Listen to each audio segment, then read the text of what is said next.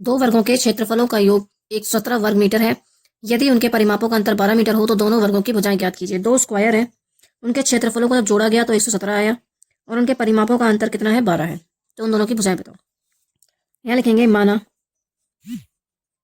पहले वर्ग की भुजा, दो स्क्वायर हैं, दो वर्ग हैं, उनमें से एक की भुजा मान लो। हमने एक की भुजा मान ली x मीटर, ठीक है। इसी का क्षेत्रफल निकाल लो। पहले वर्ग का क्षेत्रफल, क्षेत्रफल क्या होता है, वर्ग का भुजा की घात 2 यानी x स्क्वायर हो जाएगा, ठीक है। अब पहले वर्ग का ही परिमाप निकाल लो। पहले वर्ग का परिमाप, परिमाप यानी पेरीमीटर यानी 4 इंटू साइड यानी 4 मल्टीप्लाई भुजा। अब यहाँ पे हम क्या कर सकते हैं, 4 इंटू एक्स यानी कि 4x, ये इसका परिमाप आ गया। अब ये कह रहा है परिमापों का अंतर, परिमापों का अंतर है 12 मीटर। ये हमारा फर्स्ट अकॉर्डिंग टू क्वेश्चन हो गया। पहले का परिमाप कितना आया, 4x। दूसरे का परिमाप मुझे पता नहीं, लेकिन मुझे पता है फॉर्मूला क्या है, 4 इंटू भुजा है, तो दोनों वर्ग ही। तो यहाँ लिखेंगे वर्गों के परिमापों का अंतर। तो पहले वर्ग का परिमाप 4x हो गया, दूसरे का हमें पता नहीं, तो 4 इंटू भुजा हो जाएगी, फॉर्मूला तो वही रहेगा। अब दूसरे वर्ग की भुजा है तो भुजा 2 कर देंगे, इज टू 12। अब 4x माइनस ये 12 इधर आ जाएगा और 4 इंटू भुजा चला जाएगा इधर। ये इधर आके किसका हो गया, प्लस का, और ये इधर आके माइनस का हो गया। इनमें से कॉमन क्या आ रहा है, 4x माइनस 3, और ये 4 कहाँ आ जाएगा, नीचे। यहाँ से दूसरे वर्ग की भुजा आ गई, 4 से 4 काट दिया, x माइनस 3 ये आ गया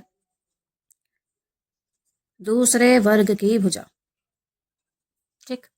सेकेंड अकॉर्डिंग टू क्वेश्चन, दोनों वर्गों के क्षेत्रफलों का योग 170 है।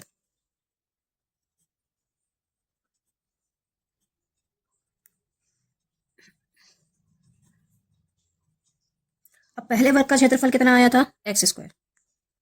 दूसरे वर्ग का क्षेत्रफल, दूसरे वर्ग की भुजा क्या है, x माइनस 3, उसका क्षेत्रफल यानी उसका स्क्वायर।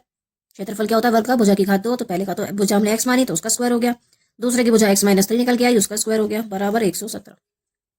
अब इसको a माइनस बी का होल स्क्वायर, a स्क्वायर 3 3 जा 9 minus 2x, x square 2x square minus 2x plus 9, 117 इधर आगे किसके हो जाएंगे, माइनस के।